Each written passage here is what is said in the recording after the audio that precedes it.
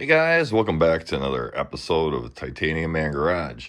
And as promised, I'm going to go over the airbox issues, the old dreaded airbox issues. I've had a lot of subscribers contact me and ask, hey, my machine runs good without the airbox. But once I put the airbox on and the cover, it runs like crap. I can't figure it out. They get stumped. I've been kind of stumped on this for a while myself. The Magnums were notorious for that for some reason. I'm not quite sure why. So we're building this machine out of many different parts. This is the 1996, but taking 95, 96, and 99 parts and putting it on one machine. And I'm going to shoot a video on that and how we put this bad boy together, and she runs good. But we're going to go back over the airbox issues. So the reason I brought up the fact that we're making this into a Frankenstein is, as you notice, this airbox is not from a 1996. The 96 has the old style, it's flat, and there's 6 screws that go around. They usually break out. The seals on them don't seal correctly. That's actually number one issue with the airbox. These CV carburetors are vacuum operated, and if you got a lot of air, too much air, not enough air coming in your airbox, say your airbox lid is not sealed, the carb isn't going to run correctly, your diaphragm's not going to open correctly, and it's going to run like crap. So what I did was I took a airbox off a 2001 Polaris Sportsman 500. Fits perfectly. I just got to remount the holes here. And I actually kind of stumbled across this by accident. So I had to reroute my vacuum lines going from the oil reservoir. And you got 2 hoses coming off the back of your oil reservoir. One goes to the airbox, and then you have your positive crankcase ventilation that comes off the bottom of the case here and up and into the airbox. And then you usually have that big plastic filter that goes in there. So when I built this motor, I took a 96 bottom end and a jug off of 2000, and that's kind of where I screwed up, because in 1996, instead of the breather for the crankcase coming off the other side of the machine, like I just kind of showed you, it actually came out. Actually, there's a port on the cylinder. So if some of you bought aftermarket jugs for your 1996, you know this because you had to drill a hole and tap it and put a port on there for an air or a breather hose. So let me show you what I did. So instead of drilling that out, I found this cover. It was actually off of like a 96 or 97 425 Magnum. That's how they did their positive crankcase ventilation back in the day. So that way I didn't have to drill any holes. I don't know if you can find that part anymore. It might be obsolete. And what I did was I ran it right up to the airbox. So it was interesting because when I built the motor, I had my friend over and we're trying to figure out, we're stumped, like, why isn't this engine starting? And the only way we could get it started is if we put our hand over the hole of the snorkel, choked off the airflow, and then she fired up. I'm like, okay, so what's going on here? So then I discovered about the breather hose. As soon as I hooked that up, she fired up beautiful, runs really good now. So it made me think, okay, well, I've been stumped over this issue for quite a few years. And like on the, I don't know, I guess it would be like, what was it, 97 to, I don't even know how far the years went up to 2004 or 5. You got this breather hose that comes in this way from the the oil reservoir, it would come up and it would go right into the airbox. A lot of times the hose will get soft, deteriorated. I've actually seen some units where it was pinched underneath the gas tank.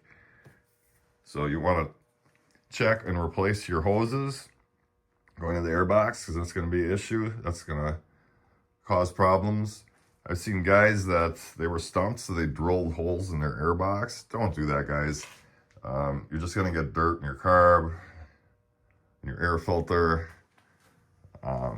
Just try to figure out what the actual issue is. So by me hooking this up,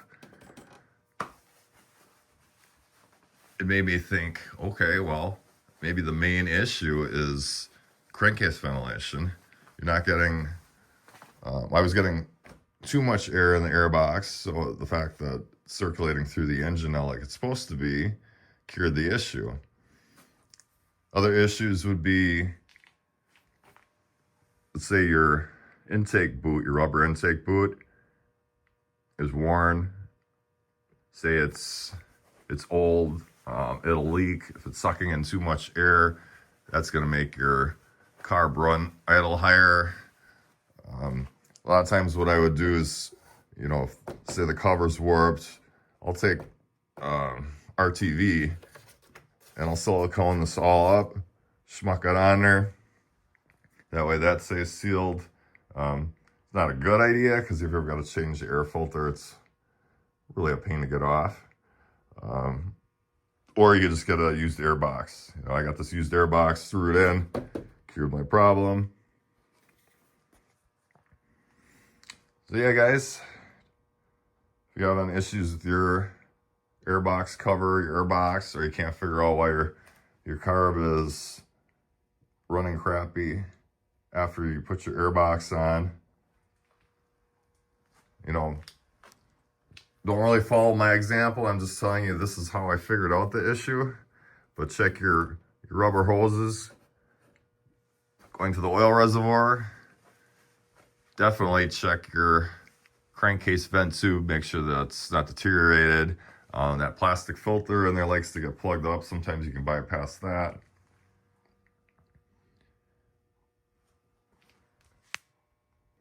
Another thing to keep in mind too is, well, actually I have a carb laying right here, perfect example. You know, these like sometimes they're plugged off, sometimes they're not. You're gonna have to drill that out to get to the, what would be the air idle screw, mixture screw. You want to adjust that. Sometimes if you're getting too much airflow or not enough, you'll want to adjust that on the carb.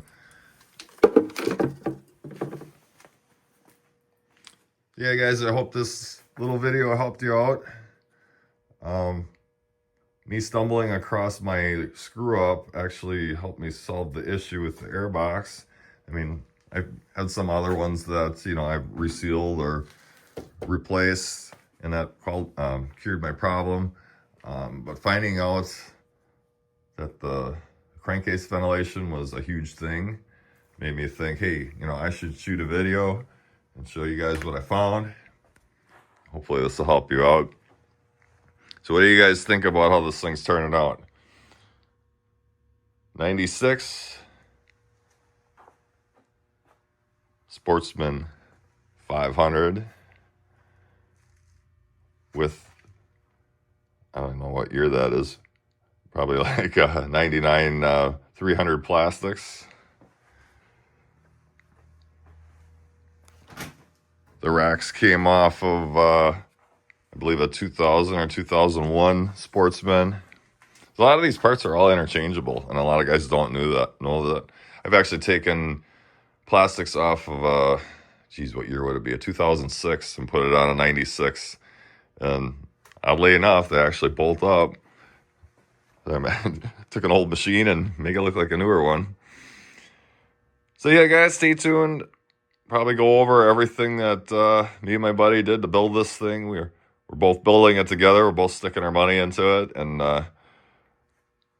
you know, it all started from a subscriber saying, hey, can you take a wiring harness off a 1999 and put it on a 96 and get rid of that circuit board that corrodes all the time? So This video is based off of that. We bought the machine to see if we could do it, and we did it. And if you've seen my first video, you'll know what I'm talking about.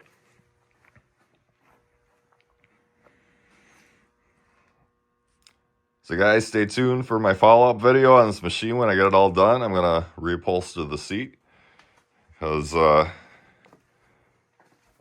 seat is not looking good at all. And I reupholstered the seats in my boat, so I have some white marine grade material left, which might look sharp with this blue. I am liking the black though. I mean, the black would tie in nice, but my friend says, well, on a hot day, you know, white seat might be better. All that, it won't retain all that heat. So we'll see how that turns out. And I'll shoot a follow-up video with this bad boy all complete and running and driving. You guys can check it out. All right, guys. Hope this video helped.